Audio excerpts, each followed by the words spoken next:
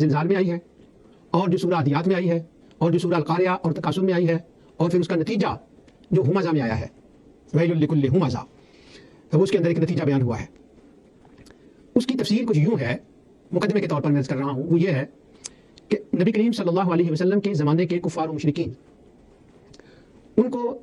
عقیدہ توحید میں کیا مسئلہ تھا، صلی اللہ علیہ وسلم کے صدقے سے جو مجھے بات سمجھائی گئی ہے وہ یہ ہے کہ جب قرآن میں عقیدہ آخرت بیان ہوا ہے تو اس کا اصل مقصد ہی یہ تھا۔ عام طور پر لوگ جب عقیدہ آخرت کی بات کرتے ہیں تو اس کے تین پہلو ہوتے ہیں۔ ایک تو وہ عقیدہ آخرت کا پہلو جو میں نے ابھی آپ کے سامنے عرض کرنا ہے، یعنی یوں کہہ لیں حقیقی اصلی عقیدہ آخرت کا پہلو، اور ایک دو پہلو اس کے دوسرے ہیں۔ وہ دو پہلو یہ ہیں کہ قیامت کے لیے ہمیں تیاری کیا کرنی چاہیے۔ تو اکثر و بیشتر جب قیامت کی بات ہوتی ہے تو وہ جو قیامت کو تیاری کرنی ہے نا، اس پر اکثر و بیشتر 90% جو ہے نا وہ اسی پر گفتگو ہوتی ہے، اور وہ بھی یوں ہوتی ہے کہ جو اس ایک عملی پہلو ہیں، عمل صالح اور احسن عمل، وہ ان کا پہلو ہمیشہ 90% غالب رہتا ہے، اور اس کی ضرورت بھی ہے، وہ غلط نہیں ہوتا۔ نعوذ باللہ میں اس کو چیلنج نہیں کر رہا کہ وہ کیوں بیان کیا جاتا ہے اور وہ کیوں ہوتا ہے، وہ غلط ہوتا ہے، نہ یہ نہیں میں کہہ رہا، وہ اس کا ایک پہلو ہے اور قرآن نے اس کو بیان کیا ہے۔ اس کا عملی پہلو عبادات، معاملات، اخلاقیات، یہ کام قیامت کی تیاری کے لیے ضروری ہیں۔ ایک تو یہ پہلو جو ہے نا غالب ہوتا ہے ہمارے جب بھی ہم عقیدہ آخرت کی بات کرتے ہیں۔ دوسرا یہ 90% ہے، اور اگر 10% کہیں ڈسکشن ہوا ہے کتب کے اندر یا کہیں اس کا ہلکا پھلکا بیان ہو جاتا ہو تو وہ یہ ہوتا ہے کہ آقا دو جہاں صلی اللہ علیہ وسلم کے زمانے کے کفار مشرکین اور پہلے زمانے کے کفار مشرکین جو تھے وہ اور توحید کے معاملے میں بھی یہی بات ہوتی ہے، وہ کہتے تھے کہ قیامت نہیں آنی، اور وہ چاہتے تھے کہ قیامت نہ آئے تاکہ ہمیں جواب دہی نہ کرنی پڑے۔ جو کچھ ہم نے کیا ہے ہم کسی کے سامنے اس بات کا جواب نہ دیں، ہمارا فریڈم رہے، ہم جو چاہیں کریں، ہمیں کوئی پوچھنے والا نہ ہو۔ یعنی وہ اپنی اس زندگی کا حساب کتاب دینا نہیں چاہتے تھے، اس لیے وہ کہتے تھے کہ قیامت نہیں آنی، اس لیے کہتے تھے کہ وہ قیامت ہوگی نہیں۔ ابھی اس پر تو پورا قرآن ہے نا کہ وہ کہتے تھے کہ قیامت نہیں ہوگی، آخرت کی زندگی نہیں ہوگی، لیکن وہ کیوں کہتے تھے؟ وہ اس لیے کہتے تھے، یعنی 10% جس کو میں کہہ رہا ہوں وہ یہ تھا کہ وہ کہتے تھے کہ ہم کسی کو جواب نہیں دینا چاہتے۔ اچھا، بعض جو انگلش ہمارے لیکچرار ہیں یا جو لیکچر دینے والے ہیں وہ جب اس پہلو کو بیان کرتے ہیں تو وہ یوں کہتے ہیں کہ حضور نبی کریم صلی اللہ علیہ وسلم کے زمانے کے کفار و مشرکین اور پہلے زمانے کے کفار و مشرکین، یہ بھی میں ذرا تکلف کر کے اتنی لمبی بات کر رہا ہوں کہ حضور کے اور پہلے زمانے کے۔ اچھا، وہ کہتے ہیں کہ وہ کفار جو تھے نا وہ جواب نہیں دینا چاہتے تھے، اور وہ انگلش میں کہتے ہیں they were too lazy، وہ لیزی تھے بس، اس لیے وہ قیامت کا انکار کہتے تھے کہ قیامت نہیں آنی اور نہ قیامت ہوگی، بس یہ زیادہ سے زیادہ بات ہے۔ یعنی دو پہلو ہو گئے،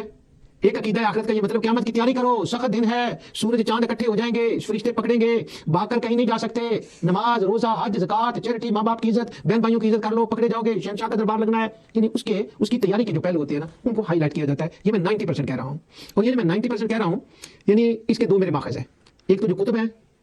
عقیدہ آخرت پر لکھی گئی ہیں کتابیں، خاص کر کے اردو زبان میں، عربی میں بھی خاص کر کے یہ میں کہہ رہا ہوں اردو زبان میں جو کتابیں ہمارے علاقے میں لکھی گئی ہیں، ہمارے علاقے سے میرا گاؤں نہیں ہے، یعنی پوری دنیا میں جہاں اردو ہوتا ہے تو اس عقیدہ آخرت میں عقیدہ آخرت کی تیاری، اور کہیں کہیں پھر یہ ہوتا ہے کہ وہ جواب نہیں دینا چاہتے تھے، اس لیے وہ اس عقیدے کو نہیں مانتے تھے، عقیدہ آخرت کو نہیں مانتے تھے۔ پہلے میں نے عرض کیا تھا ضرورت قیامت، میں نے کیا عرض کیا تھا قرآن کے وہ مقامات، وہ آیات پڑھ کر میں نے آپ کے سامنے ان کی تلاوت کی تھی۔ اب جو اس کا اگلا پہلو ہے عقیدہ آخرت کا،